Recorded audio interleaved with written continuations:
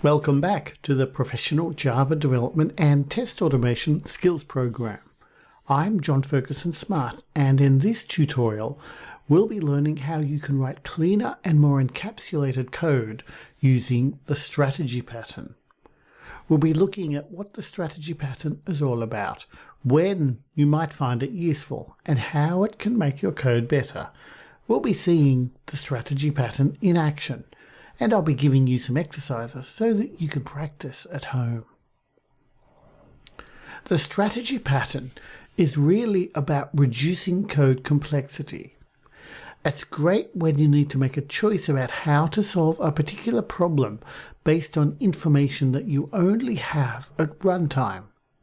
As we'll see shortly, this often ends up in a lot of complicated conditional logic, and conditional logic, especially when it involves lots of nested if-then-else statements, is often error-prone and hard to test. In fact, many programmers these days try to limit or even avoid if statements entirely, as much as they can at least.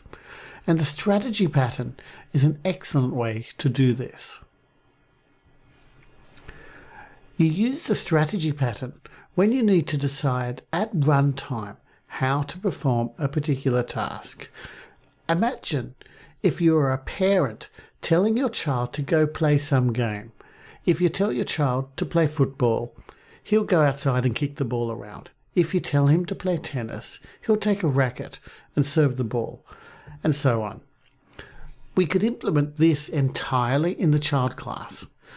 For example, in this case, we have all of the logic embedded directly inside the go play method.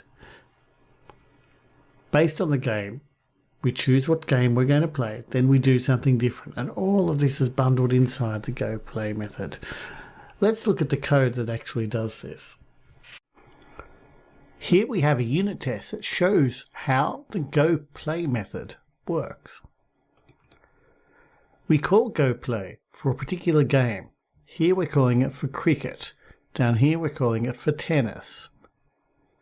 And depending on the game, something different gets printed out to the system output. So when cricket is played, we print hit the wicket. When tennis is played, we print serve the ball, and so forth.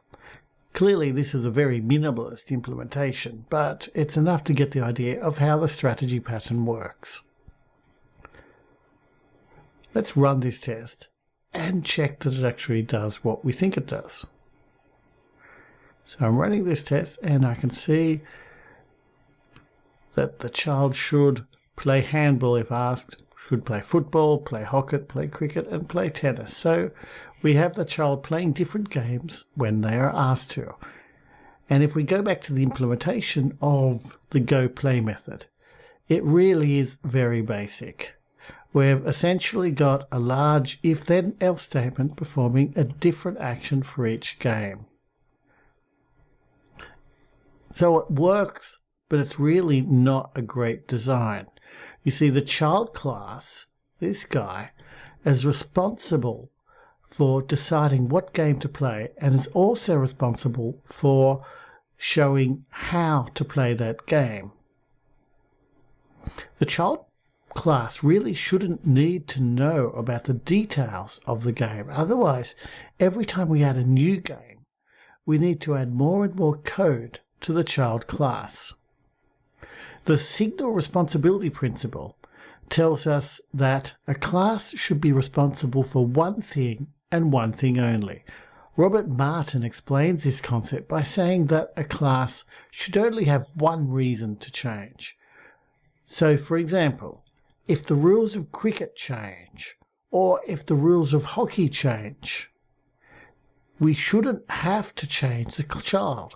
We should just change a single class whose responsibility is to know how to play cricket or hockey. We could see a practical example of the impact of violating the single responsibility principle if we needed to add another class that needs to know how to play ball as well.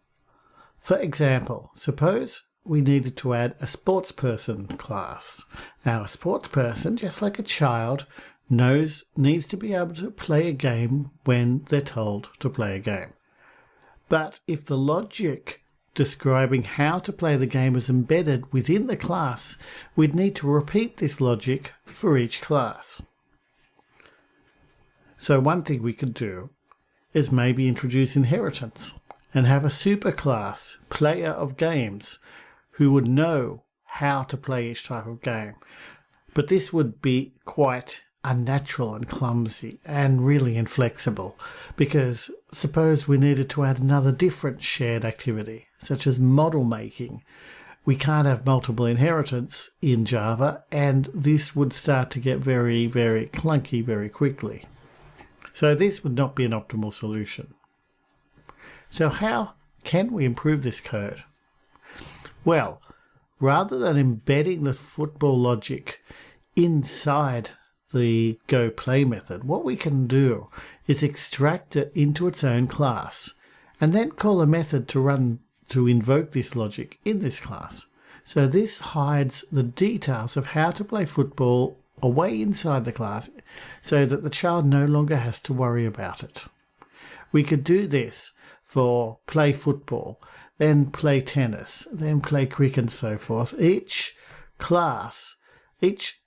game has its own class that's dedicated to knowing how to play the game. And if we wanted to add a new game, suppose we wanted to play handball, all we need to do is add a new class that knows how to play handball, and then the logic in the child class remains simple and doesn't get changed a great deal. All we need to do is add another condition where we call that class.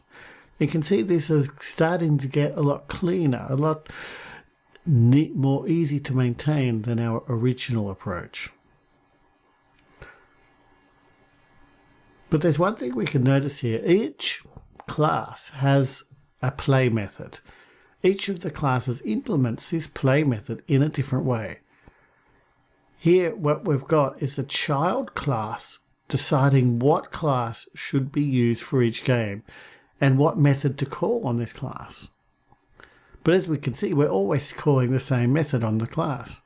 So we could make the intent of this code much clearer by defining an interface. We could have an interface called player, which has a signal method called play. Then each of the player classes would implement this interface. We have play football, play tennis, play cricket, and so forth, all of them implementing this new interface called player. If we go back to our go play method, at the moment we have a number of if statements, if then else statements, which choose the play football, play tennis, play cricket class based on the game that we want to play, and then call the play method on them. So we've got a choice and then an action. We could simplify this by separating that out into two steps. Here, in this implementation, we've separated out the selection of the player implementation from calling the play method. First of all, in the game called method, we choose what player implementation we're going to use. And we don't care too much about which one it is at this stage. Once we've got it, we can call the game to play, we can call the play method. The game to play.play calls the play method on whatever implementation we've chosen. But we've hidden away the details of how we choose what implementation we actually need. We've hidden that away in a method called gameCalled, which is just a simple switch which will choose based on the game to return a new implementation of the player interface. And that, in a nutshell, is the strategy pattern. It helps us apply principles like the signal responsibility principle or loose coupling to our code by providing multiple implementations of a piece of business logic that can be chosen or switched at runtime. This helps us avoid complicated conditional logic in the calling code, and also helps the calling code avoid having to know about business logic that are not really part of its concern. In the example we looked at here, The details of individual games are stored in our separate play football, play tennis, play cricket classes, which all implement the player interface. Now, the player interface is our strategy, and we have several different implementations of that strategy. And we can choose which strategy, what do we want to do based on the game that's been requested.